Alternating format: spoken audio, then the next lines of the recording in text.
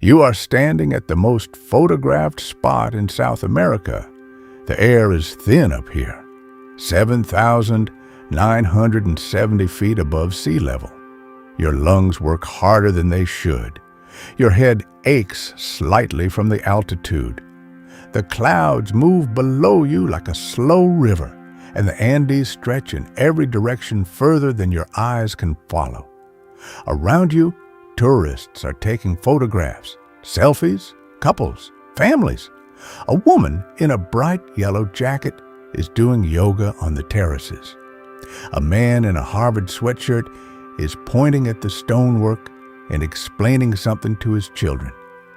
A tour guide is reciting dates and dimensions into a microphone while 30 people with sunscreen and hiking poles lean in to listen. Everyone is smiling.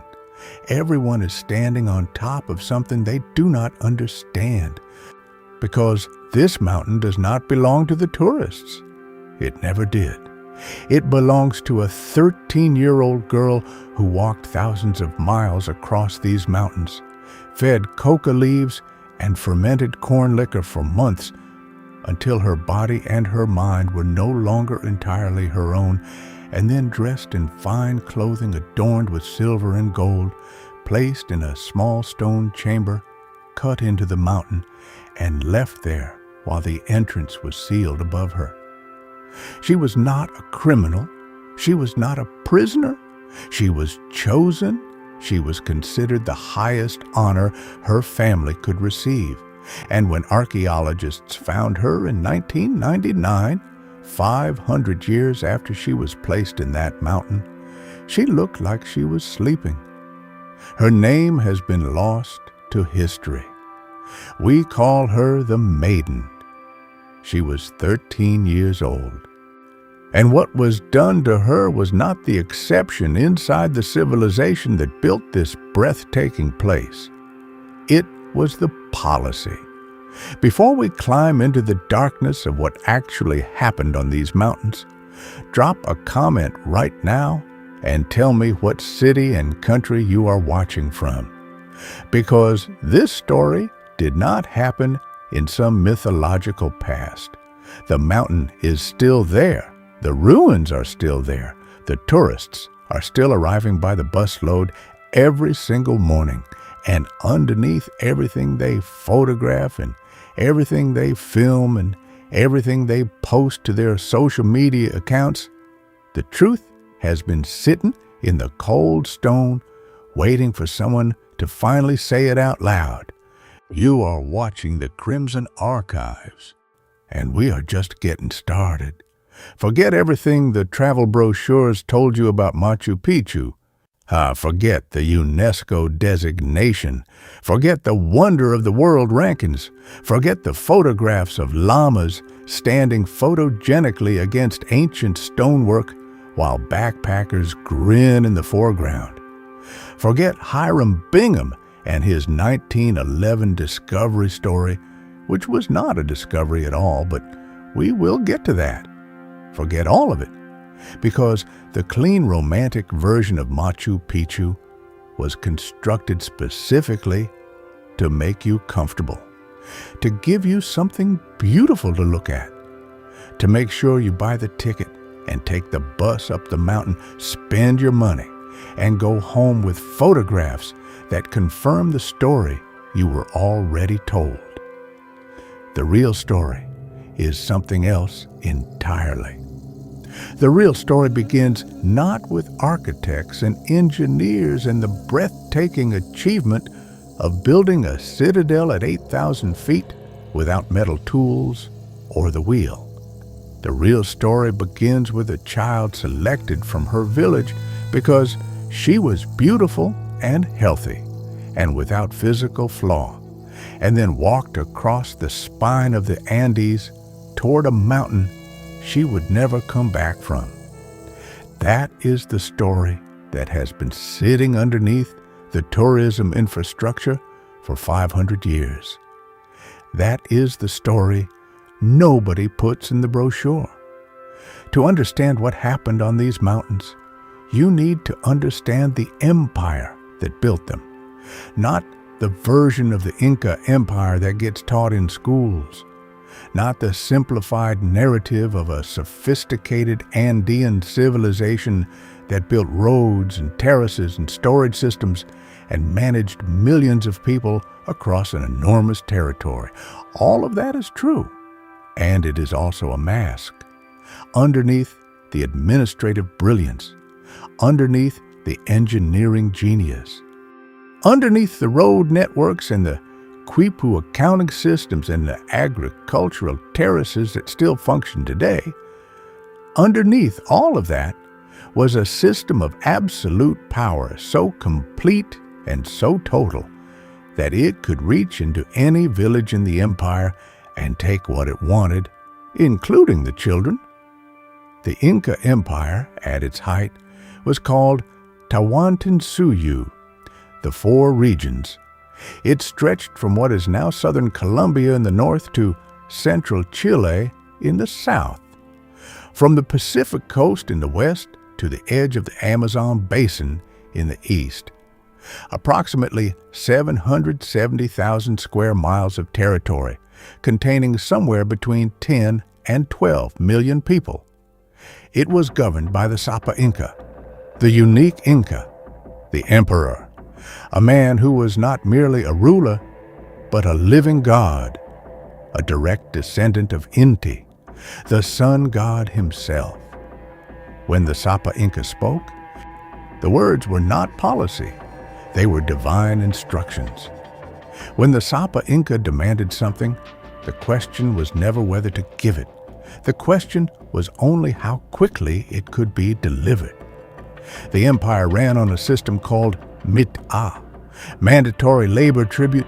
Every subject of the Inca was required to contribute labor to the state, building roads, working mines, farming state lands, serving in the military. The mit'a touched every aspect of life in Tawantinsuyu, and at its most extreme, it touched the children. The system was called Capacocha, two words that appear in Spanish colonial records transcribed from Quechua oral tradition after the conquest. They're words that colonial administrators tried to understand and largely failed to, because the system they described was so far outside anything in European religious or political experience that the Spanish simply could not process it accurately.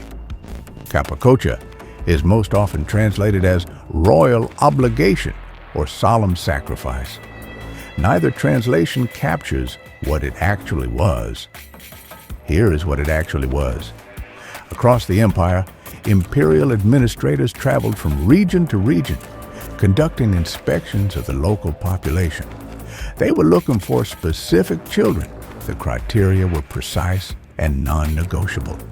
Physical perfection, no scars, no birthmarks, no missing teeth, no physical deformities of any kind. Perfect symmetry, clear skin, strong bodies, beautiful faces, age between approximately 6 and 15. When a child meeting these criteria was identified, the local community was informed that their child had been chosen for what was considered the highest possible honor. The child would be given to the sun god, would become a divine messenger, would intercede on behalf of their community from the realm of the gods. The family was expected to be grateful, most of them were, because within the Inca cosmological system, this was genuinely understood as an honor. The child was not dying. The child was being elevated to something beyond ordinary human existence. The family would be celebrated, would receive gifts from the state, would carry an elevated social status for generations. The child was taken. What happened next is where the story becomes something that no travel brochure will ever describe. The selected children were brought to Cusco, the imperial capital, the navel of the world, the center of Tawantinsuyu. In Cusco, they were presented to the Sapa Inca himself. They participated in ceremonies. They were feasted. They were celebrated. Priests performed rituals over them. Garments of the finest Kumbi cloth were made specifically for them. Silver and gold ornaments were crafted to adorn them. Everything about their treatment communicated that they were already something beyond ordinary human children. They were living offerings, already consecrated, already partially divine. Then the journey began.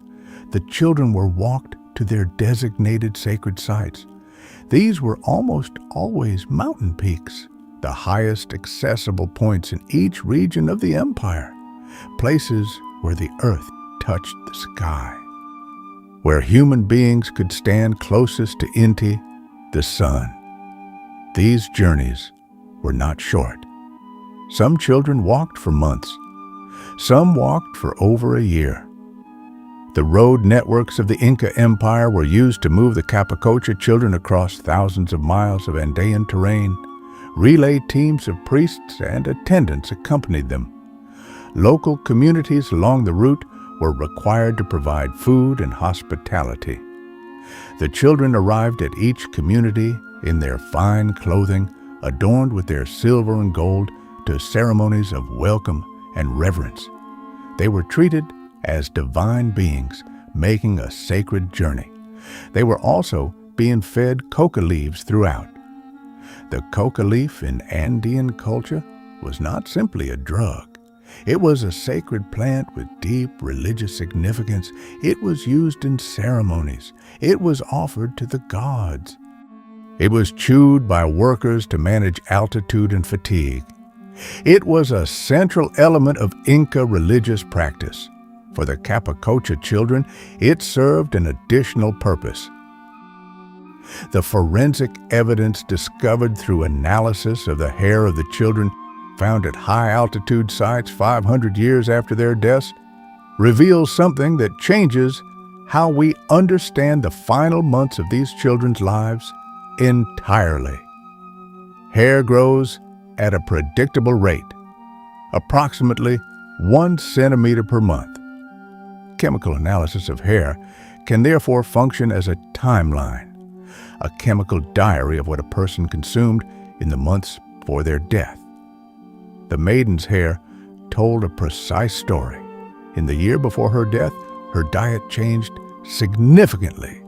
She began consuming higher quality food, more protein, more animal products. This is consistent with her elevation to sacred status. She was being fed as a divine being rather than as an ordinary child. But the coca leaf concentrations in her hair told an even more specific story. Her coca consumption increased significantly in the months before her death, and in the final weeks, the coca concentrations in her hair spiked dramatically, combined with significantly elevated levels of alcohol from chicha, the fermented corn drink that was also central to Inca ceremonies. In her final days, the maiden was heavily sedated. She did not choose this. She did not resist it because she likely did not have the cognitive capacity to resist it by the time she arrived at the mountain. The empire had been preparing her body for months, managing her consciousness, calibrating the amount of sacred plant and sacred drink required to keep a 13-year-old girl calm and compliant as she was walked to the place where she would be sealed into stone and left. This was not improvised. This was a protocol, a system refined across generations, a bureaucratic procedure for the management of divine children from selection through preparation, through journey, through final ceremony, through death, through the sealing of the chamber. The Inca Empire did not stumble into child sacrifice. It perfected it. Now understand what Machu Picchu actually was inside this system. The citadel was built around 1450 CE under the orders of Sapa Inca Pachacuti, the 9th emperor of the Inca. the man whose name means world shaker in Quechua, a ruler of such ambition and capability that he transformed what had been a small regional kingdom into the largest empire in pre-Columbian American history within his own lifetime. Pachacuti was not simply a conqueror, he was a systems builder. He redesigned Cusco, he reorganized the empire's administrative structure, he expanded the road network, he created the Emita labor system in its fullest form. He was the architect of Tawantinsuyu as it existed at its height. And he built Machu Picchu, not as a city, not as a capital, not as a military fortress, as some early theories suggested, as a royal estate and religious center, a retreat for the emperor and his royal lineage group, a place removed from the political machinery of Cusco, where sacred ceremonies could be performed in the presence of the mountains and the sun. The site was chosen with extraordinary precision. The Urubamba River curves around three sides of the mountain, creating a natural moat of rushing water far below. The position captures specific solar alignments at the solstices and equinoxes. The Intihuatana stone was positioned to align with the sun's position at specific sacred moments in the Inca calendar. This was not accidental engineering. Every stone was placed with cosmological intention. And within that cosmological system, the ceremonies performed at Machu Picchu were not the gentle spiritual observances that modern visitors imagine when they stand at the Intihuatana stone and feel the thin mountain air and watch the clouds move below them. The ceremonies at Machu Picchu operated within the same religious framework that produced the Capacocha ritual. The same sun god was being honored here. The same divine transaction was being conducted. The skeletal remains found at Machu Picchu revealed something that confused, fascinated, and then troubled the researchers who analyzed them. The majority of the individuals buried at Machu Picchu were female.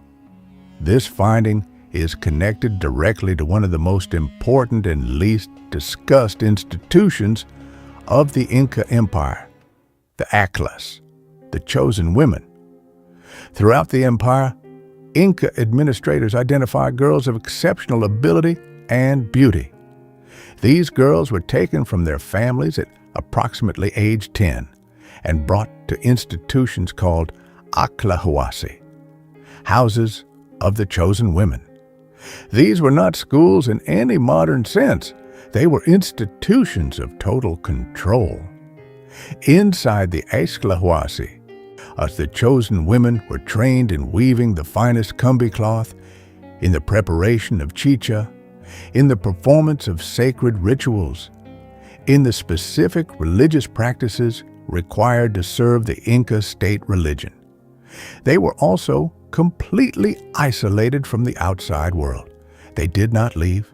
They did not receive visitors. They existed entirely within the institutional framework of the Aclahuasi under the supervision of older women, called Mamacona. Their futures were determined entirely by the state. Some alliances were given as political gifts to allied lords and generals. A chosen woman given to a regional governor was simultaneously a reward and a mechanism of control. Some Aklas were designated as wives of the sun, permanent sacred virgins dedicated to the service of Inti. These women spent their entire lives in religious service, never leaving the Aclahuasi. Some Aklas were selected for Capacocha, the most beautiful, the most physically perfect, the ones who had been prepared by the institution for exactly this purpose, even if that purpose was never stated explicitly until the moment of selection. The presence of so many female remains at Machu Picchu suggests that the citadel functioned as one of the empire's significant Acalahuasi complexes, that the women who lived and died here were chosen women who served the religious and political purposes of the Sapa Inca's royal state, what their lives actually looked like inside those stone walls, what the daily reality of total institutional control felt like for a girl taken from her family at 10 years old and placed in a system that owned her completely. What happened to the ones who were selected for the final purpose? This is what the tour guides do not discuss. Now, meet the 3 children who changed everything we thought we knew. June 1999. A research team led by American archaeologist Johann Reinhard climbs Mount Llullaillaco on the Argentine-Chilean border.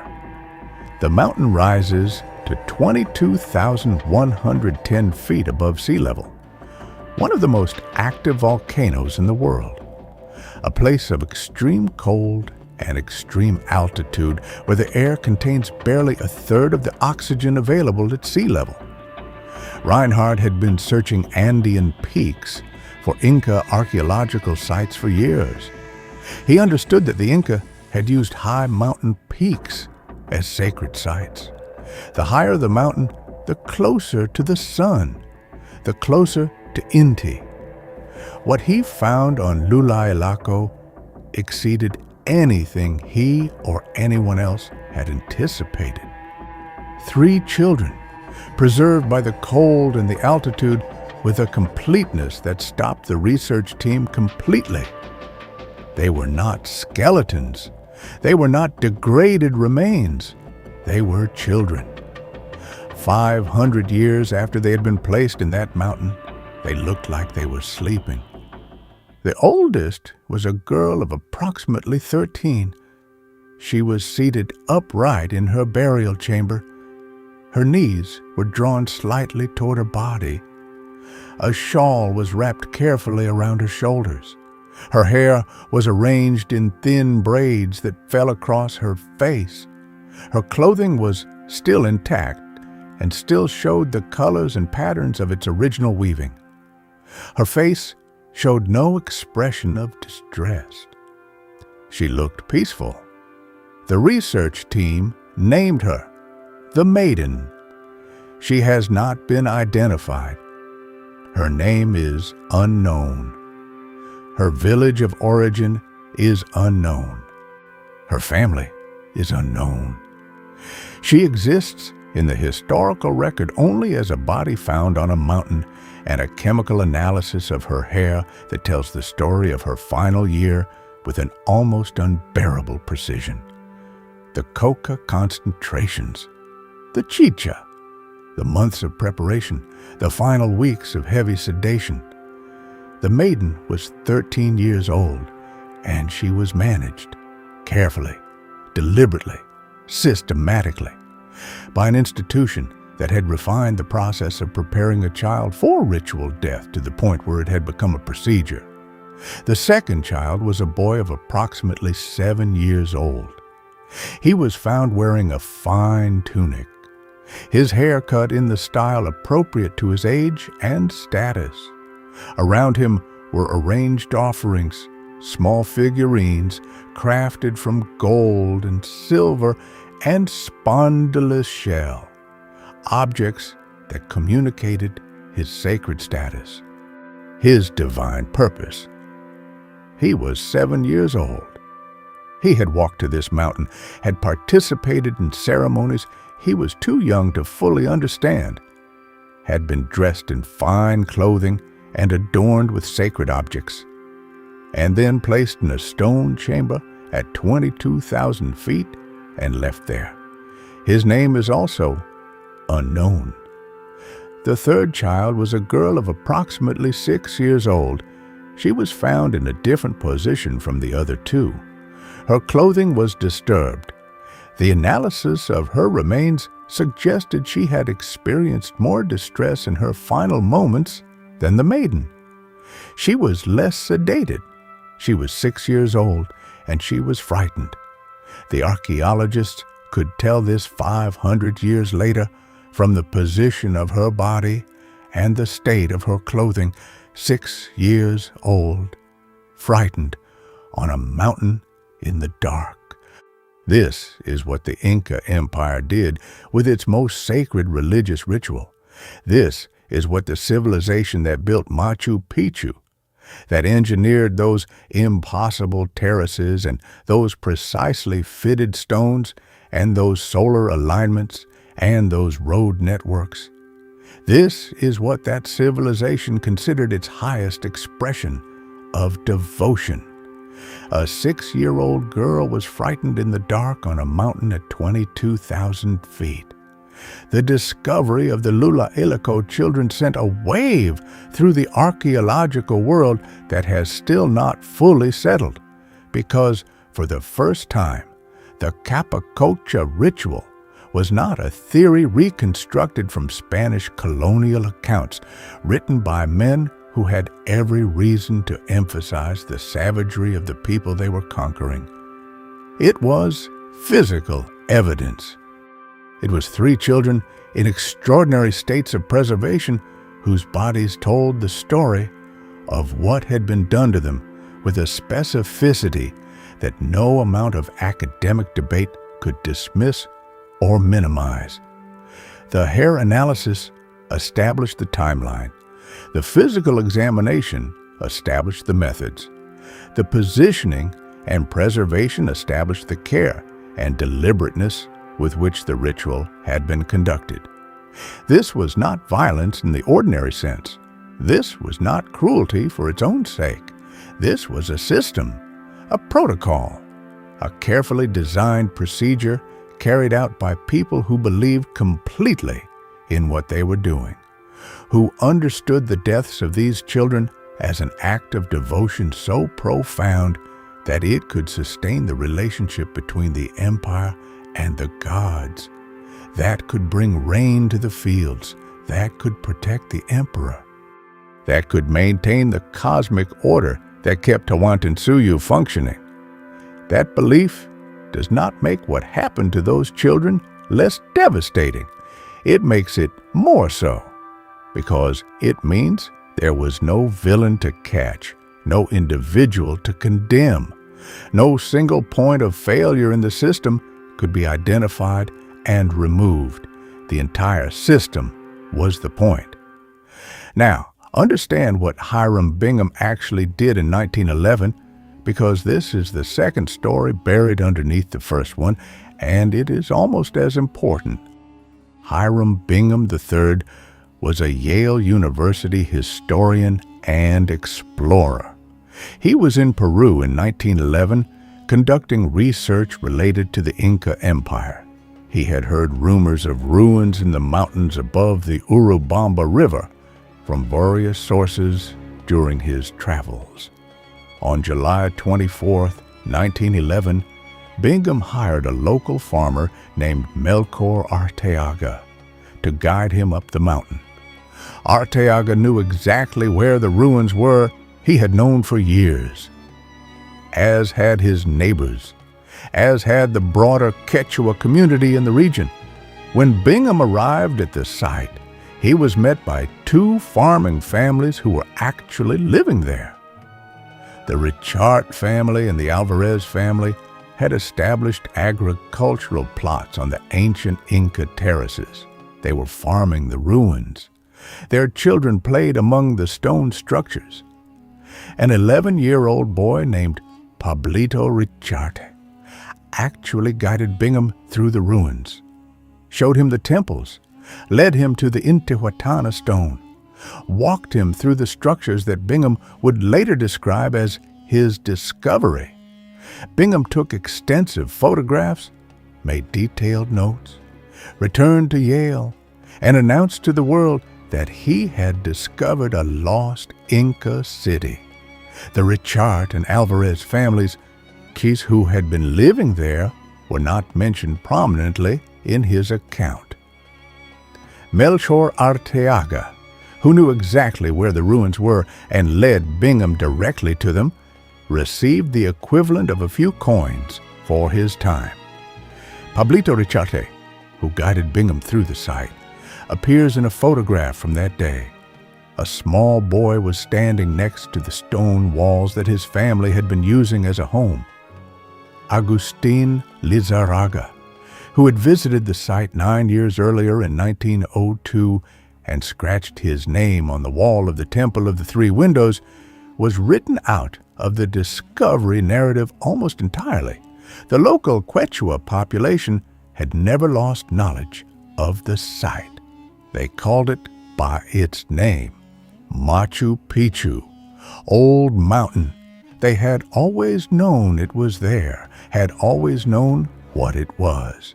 Dia had farmed its terraces and sheltered in its structures and passed the knowledge of its existence from generation to generation across the 330 years that the outside world had no record of it.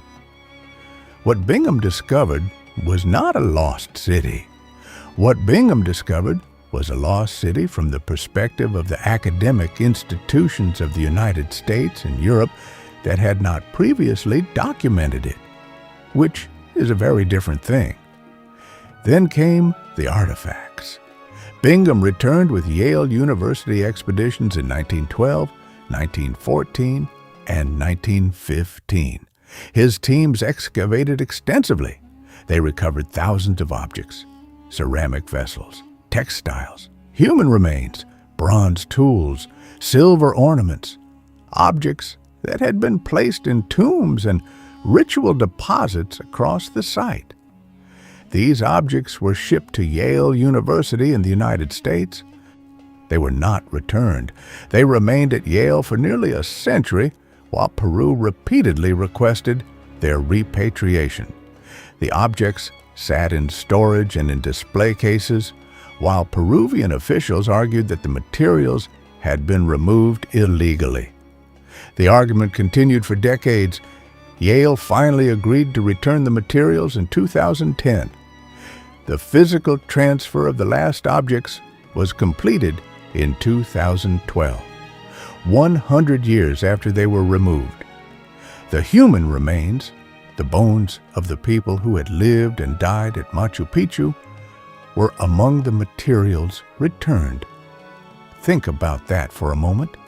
The skeletal remains of the women who had lived in that Aclahuase, who had been chosen and taken from their families and placed in that institution on the mountain, who had spent their lives in service to a system that owned them completely.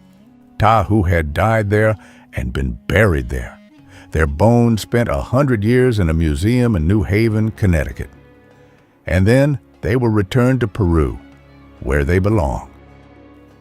Now stand at the Intihuatana stone. Tour guides describe it as a sundial, as an astronomical instrument, as a calendar stone used to track the movements of the sun and mark the seasons. All of that is partially true. The word Intihuatana means the hitching post of the sun. The concept comes from the Inca belief that the sun needed to be ritually tied to the earth at certain moments in the year to prevent it from moving too far away, that the ceremonies performed at this stone literally held the sun in its proper relationship to the earth. At the winter solstice, June 21st in the southern hemisphere, the sun stands directly above the Intihuatana stone at midday, casting no shadow. The stone appears to be in perfect alignment with the sun at that specific moment. This alignment was not accidental. It was the entire point of the stone's placement and design. And the ceremony was performed at that moment of alignment. The ritual was conducted by priests at the precise instant when the sun stood directly above the stone and cast no shadow. The offering made to Inti at that cosmologically critical moment. What was offered to the sun at Machu Picchu at the solstice ceremonies has not been fully established by the archaeological record. What we know is what the broader Inca religious system considered the most powerful offering available, the most perfect living thing the empire could provide to the gods, a child without flaw. The Spanish arrived in Peru in 1532 under Francisco Pizarro.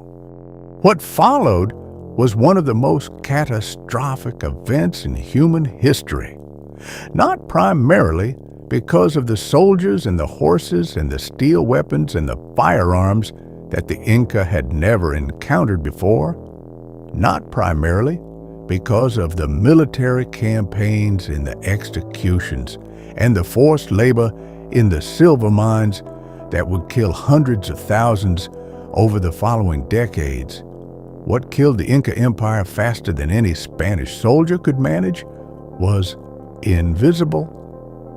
Smallpox arrived in the Americas before Pizarro did, moving faster than any human being could travel, spreading through trade networks and population contact across a continent that had no immunity to it whatsoever.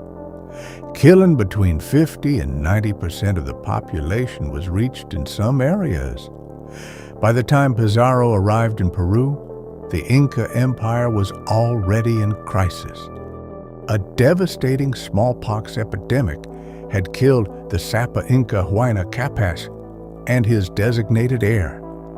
The empire had fractured into civil war between two of his surviving sons fighting for the throne.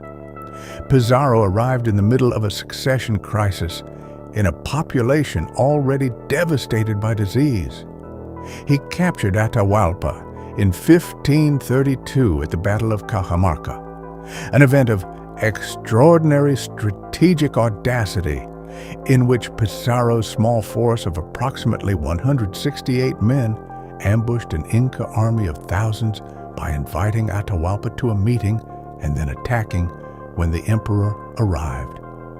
The chaos and shock of firearms and horses, combined with the psychological devastation of seeing their living god captured, turned a military confrontation into a rout.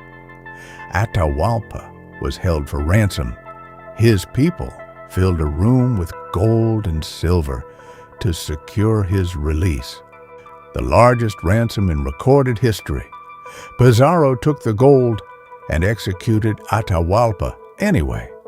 The Inca Empire never recovered. What happened to Machu Picchu in the years that followed is one of the most remarkable aspects of the entire story. The Spanish, despite their systematic campaign to locate and destroy Inca sacred sites and replace them with Christian churches, never found Machu Picchu. In the decades after the conquest, the Spanish documented enormous amounts of Inca history and religious practice. They interviewed survivors. They employed indigenous scholars and administrators. They compiled extensive records of Inca customs and beliefs and institutions. The Huasi system is documented in these records. The Capacocha ritual is documented. The high mountain sacrificial sites are referenced.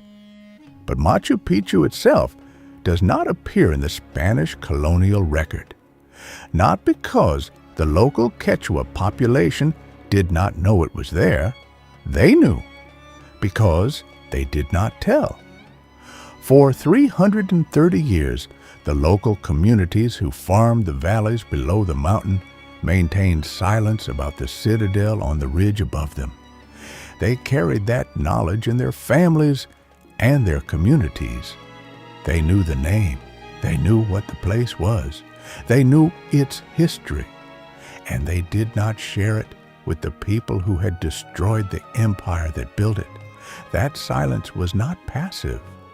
That silence was a choice made generation after generation in the face of colonial pressure, in the context of a system that was actively trying to eliminate every trace of Inca religious and cultural practice. In a world where knowing the location of an Inca sacred site and not reporting it to colonial authorities could be dangerous, they chose silence. And for 330 years, Machu Picchu sat undisturbed on its mountain above the clouds, while the colonial world below it tried to erase everything the Inca had ever built or believed. The mountain kept its secrets. Now meet the people who actually kept this story alive before the archaeologists arrived.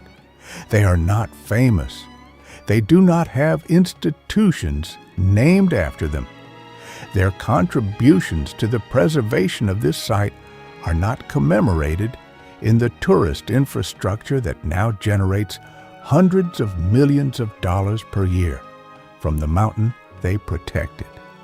The Quechua farming communities of the Urubamba Valley maintained continuous knowledge of Machu Picchu's existence for 330 years. They farmed the surrounding lands. They passed the name down through generations. They knew what the ruins were and where they were. Agustin Lizarraga was a local Peruvian landowner and muleteer who visited Machu Picchu in 1902, 9 years before Bingham. He scratched his name and the date on the wall of the Temple of the Three Windows, evidence that the site was being visited by local Peruvians years before any international expedition arrived. Melchor Arteaga was the farmer who led Bingham to the site in 1911. He knew where the ruins were.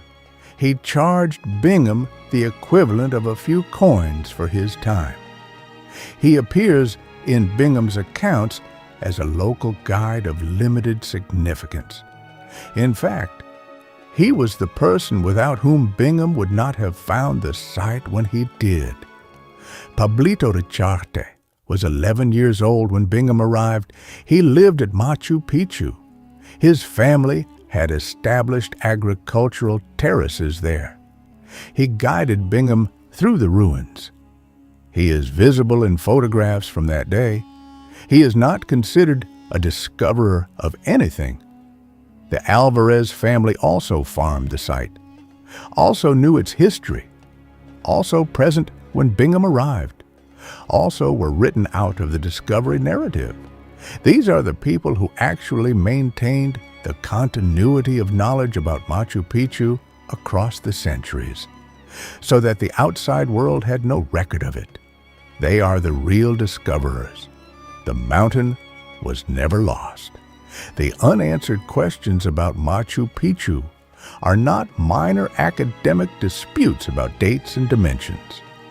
They are fundamental questions about what this place was and what happened here that the current infrastructure of tourism and heritage designation actively discourages from being asked too loudly. Why this specific mountain? The location of Machu Picchu is extraordinary from an engineering perspective. Building at this altitude on this terrain required enormous resources and labor. There were other locations accessible to Pachacuti that would have been easier to build on. Why this specific ridge above the Urubamba River, with its specific solar alignments and its specific relationship to the surrounding peaks? The answer, almost certainly, involves the mountain's cosmological significance within Inca sacred geography. The specific mountains visible from Machu Picchu were themselves sacred beings in the Inca worldview, apus, mountain spirits of enormous power. Machu Picchu was built in a specific sacred landscape, not chosen for practical reasons, but for cosmological ones, which means the ceremonies conducted there were not incidental to the site's purpose. They were the purpose. What happened to the Aklas when Machu Picchu was abandoned? The site appears to have been abandoned around 1572. The last Inca resistance had been crushed. The empire was finished. What happened to the women who had lived at Machu Picchu, the chosen women who had been brought there and placed in the Asila Huasi, and whose lives were entirely controlled by the institution. The Spanish colonial records do not account for them specifically. Did they stay on the mountain? Did they disperse into the local communities? Did some of them find their way back to the villages they had been taken from as children? Were they absorbed into the colonial labor system? We do not know. Their stories after the abandonment of the site are simply gone. How many Capacocha children were brought to the mountains surrounding Machu Picchu? The 3 children found at Llullaillaco were not the only Capacocha children ever found in the Andes. Reinhard and other archaeologists had found others at other sites before 1999. The high mountain peaks of the Andes contain an unknown number of Capacocha burials still undiscovered. The cold and the altitude that preserved the Llullaillaco children so completely are present at dozens of other Andean peaks. The same conditions that kept the maiden looking like she was sleeping for 500 years exist across a mountain range that runs nearly the entire length of South America. How many chambers were sealed into those mountains? How many children are still there? We do not know. The battle over the bodies of the Llullaillaco children has been almost as complex as the story of Machu Picchu itself. When Reinhard's team brought the 3 children down from the mountain in 1999, they were taken to the Museum of High Altitude Archaeology in Salta, Argentina, a facility specifically designed to preserve and study high-altitude Inca finds. Indigenous Quechua and other Andean communities raised objections to the display of the children. The Capacocha children were not simply archaeological specimens. They were ancestors. They were sacred beings placed in the mountain through a religious ritual that still carry meaning for communities whose cultural heritage descended from the Inca. The argument over how to treat these children, whether to display them, whether to subject them to scientific analysis, whether their bodies should be returned to the mountains where they were found, whether the museum had the right to hold them at all. These arguments continue. They represent a collision between scientific approaches to archaeological evidence and indigenous perspectives on the treatment of ancestors and sacred beings that has no clean resolution. The children remain in the museum. They are visible to the public on a rotating basis. The maiden is displayed periodically in her preservation chamber. Visitors come to see her. A 13-year-old girl who walked across the Andes and was sealed in a mountain is now a museum exhibit. Whether this is a form of respect or a continuation of the disregard that characterized how her life was treated is a question that does not have an easy answer. 1.5 million people visit Machu Picchu every year.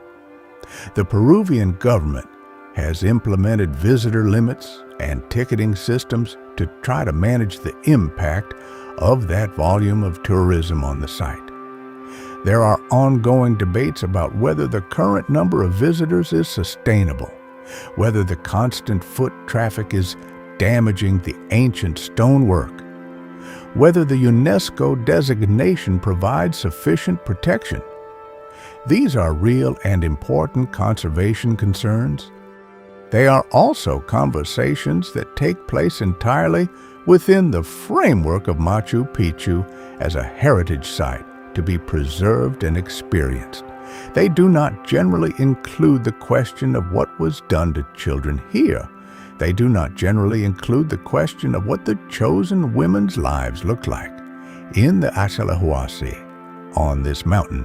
They do not generally include the question of what the Intihuatana ceremonies actually involved at their most extreme. The tourism infrastructure exists to facilitate a specific experience of Machu Picchu, an experience defined by wonder, by awe, by the breathtaking achievement of what was built here, not by what was done here. The wonder is real, the achievement is real, and what was done here is also real. And the tourists who stand at the Intihuatana stone and feel the thin air and look out at the mountains and take their photographs deserve to know all of it, not just the part that fits in the brochure. The Inca Empire lasted approximately a century in its fullest form. From the reign of Pachacuti, beginning around 1438, to the Spanish conquest of the 1530s, is roughly 100 years. In those 100 years, the empire built Machu Picchu, built roads, engineered agricultural terraces, developed sophisticated administrative systems, created one of the most organized states in the pre-Columbian Americas, and perfected the Capacocha ritual, and built the Acalahuasi system, and selected children and walked them across the mountains and sealed them into chambers at 22,000 feet. The empire is gone. The Sapa Inca is dust. The priests who calibrated the coca dosages and managed the preparation protocol are dust. The administrators who identified the children and processed them through the system and arranged their journeys are dust. The Spanish who destroyed the empire are dust. The colonial administrators who removed the objects and the remains and shipped them to museums are dust. What remains is the mountain. The stones that were placed without metal tools by workers whose names were never recorded. The solar alignments that still function at the solstice after 5.5 centuries. The Intihuatana stone is still standing on its platform. And somewhere in the mountains surrounding this citadel above the clouds, in chambers sealed into rock faces at altitudes where the air is thin and the cold is absolute, the children who were placed there are still there, waiting, not to be found necessarily, just waiting.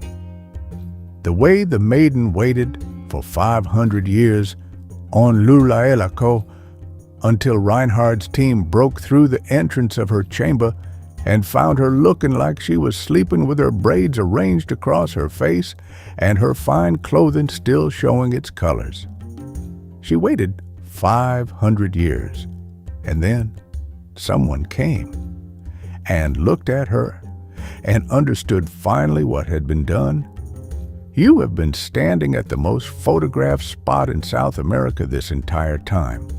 The tourists around you are still taking their photographs. The woman in the yellow jacket has finished her yoga. The man in the Harvard sweatshirt has moved on to the next structure. The tour guide is leading his group toward the agricultural terraces. None of them knows what you now know. None of them is standing where you are standing, at the intersection between the wonder that is real and the horror that is also real. Among the engineering achievements that genuinely deserves its place among the greatest human constructions ever built, and the system that built it, that sustained it, that gave it its religious purpose and its cosmological meaning and its specific relationship to the sun and the mountains and the gods. A system that selected children and walked them across the mountains and gave them coca leaves and chicha and fine clothing and silver ornaments, and then sealed them into stone chambers in the dark. The Inca Empire understood this as devotion, as the highest possible expression of the relationship between the human world and the divine. They were wrong. Not by the standards of modern ethics imposed retrospectively on an ancient culture. Wrong in the specific sense that the children they placed in those mountains were not divine messengers. They were children who were frightened, who were 6 years old and frightened in the dark on a mountain at 22,000 feet. And no amount of cosmological framework, no amount of sincere religious belief, and no amount of beautiful clothing and silver ornaments changes what that actually was. The maiden is still in the museum in Salta. She still looks like she is sleeping. Her braids are still arranged across her face exactly as the priests placed them 500 years ago. The chemical analysis of her hair still tells the precise story of her final year. The changing diet, the coca, the chicha, the spike in concentration in the final weeks as the protocol reached its conclusion. She was 13 years old and she was managed by an empire that believed it was honoring her. She believed it was elevating her. They believed the transaction being conducted between the human world and the divine was worth every life it consumed to sustain it. The mountain that was built to sustain that transaction is now the most photographed spot in South America. 1.5 million people a year, selfies at the Intihuatana stone, llamas in the foreground, the thin mountain air. The clouds are moving below like a slow river, and somewhere in the mountains above the Urubamba River, in chambers sealed into rock faces that have not yet been found, the children who were placed there are still waiting. If this story has changed how you see the most famous photograph in South America, then it has done what it was designed to do. Share it with someone who has that photograph on their wall, who went to Machu Picchu and came home with the postcard version of what they saw. Show them what was underneath it. Subscribe to the Crimson Archives, because every week we go to the most famous places in the world, and we look underneath the postcard and we tell you what is actually there. Not for tourism, not for the brochure, for the maiden, for the boy who was 7 years old, for the girl who was 6 years old and frightened in the dark, for every child who was walked across these mountains and placed in these chambers, whose name we will never know. They deserve to be more than the hidden cost of a beautiful view. Remember what was done here, not because history demands it, because they deserved to be remembered.